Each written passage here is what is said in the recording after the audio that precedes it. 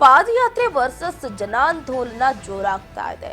ಪಾದಯಾತ್ರೆಯಲ್ಲಿ DK ವಿರುದ್ಧ H D. Kumaraswamy ಅವರು ಕೆಂಡಾಮಂಡಲರಾಗ್ತಿದ್ದಾರೆ. ಯಾವಾಗಲೂ ಕೂಡ ಹಾವು ಮುಂಗ್ಸಿ ಆಟ ಇದ್ದೇ ಇರುತ್ತೆ. ಡಿಕೆ ವರ್ಸಸ್ ಎಚ್.ಡಿ.ಕೆ ಯಾವಾಗಲೂ ಕೂಡ ಸಿಡಿಮಿಡಿ ಅಂತ ಇದ್ದಾರೆ. ಈಗ ಹೊಸ ವಿಷಯದ ಜೊತೆಯಲ್ಲಿ ಈಗ ಸದ್ದ ಮಾಡ್ತಿದ್ದಾರೆ. ಗೌಡ್ರ ಗದ್ದಲ ಜೋರಾಗ್ತಾ ಇದೆ.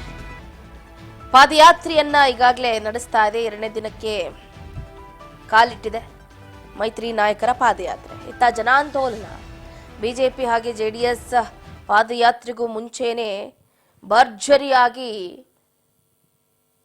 ಜನಾಂದೋಲನ ಕಾರ್ಯಕ್ರಮವನ್ನು ನಡೆಸಿದ್ರು ಕಾಂಗ್ರೆಸ್ನ ನಾಯಕರು. ಪಾದಯಾತ್ರೆಯಲ್ಲಿ ಈಗ ಡಿಕೆ ವಿರುದ್ಧ ಎಚ್.ಡಿ.ಕೆ ಕೆಂಡಾಮಂಡಲರಾಗಿದ್ದಾರೆ. ಏನ್ ಮಾತಾಡಿದ್ರು ಹಾಗಾದ್ರೆ ಎಚ್.ಡಿ.ಕೆ ಕೇಳ್ತಾ ಹೋಗೋದಾದ್ರೆ,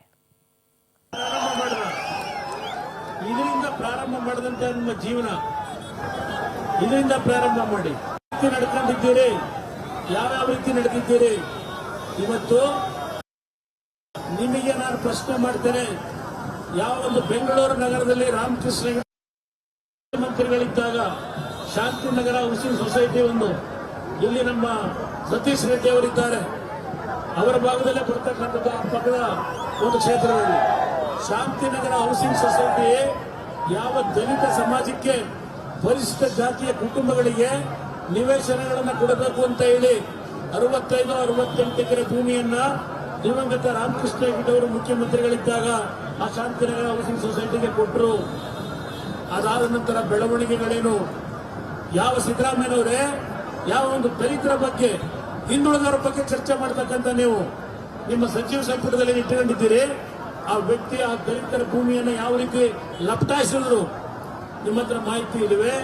ಶಿವಕುಮಾರ್ ಅವರಿಗೆ ಇವತ್ತು ಆ 68 ಎಕರೆ ದಲಿತರಿಗೆ ಸೇರ್ಬೇಕಾದಂತ ಭೂಮಿಯನ್ನ ಒಂದು ಅಸಲಿ ಸೊಸೈಟಿಯನ್ನ ನಕಲಿ ಸೊಸೈಟಿಯನ್ನ ಅಸಲಿ ಮಾಡಿ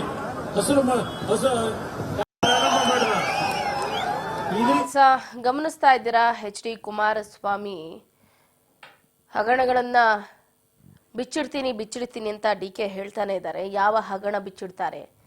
ಬೇರೆಯವ್ರ ಹಗರಣ ಬಿಚ್ಚಿಡಕ್ ಹೋಗಿ ಅವರ ಹಗರಣವನ್ನೇ ಏನಾದ್ರೂ ಬಿಚ್ಚಿಟ್ಬಿಡ್ತಾರಾ? ಯಾಕಂತಂದ್ರೆ ಬಂಡೆ ಹೊಡ್ಕೊಂಡು ಬದುಕ್ತಾ ಇದ್ದಂಥವ್ರು ಇವತ್ತು ಸಾವಿರಾರು ಕೋಟಿಯ ಒಡೆಯರಾಗಿದ್ದಾರೆ. ಬೇರೆಯವರ ಅಕ್ರಮಗಳ ಬಗ್ಗೆ, ಬೇರೆಯವರ ಹಗರಣಗಳ ಬಗ್ಗೆ ಡಿ.ಕೆ. ಶಿವಕುಮಾರ್ ಅವರು ಮಾತಾಡ್ತಾ ಇದ್ದಾರಲ್ಲ, ಅವರ ಹಗರಣಗಳ ಬಗ್ಗೆಯೂ ಕೂಡ ನಾನು ಮಾತಾಡ್ತೀನಿ.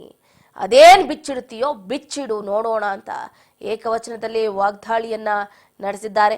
ಅದೇನು ಬಿಚ್ತೀನಿ ಅಂದ್ಯಲ್ಲಪ್ಪ, ಬಿಚ್ಚು ನೋಡೋಣ. ನಂದು ವಿಜಯೇಂದ್ರನದು ಏನಿದೆ ನಿಮ್ಮ ಬಳಿ?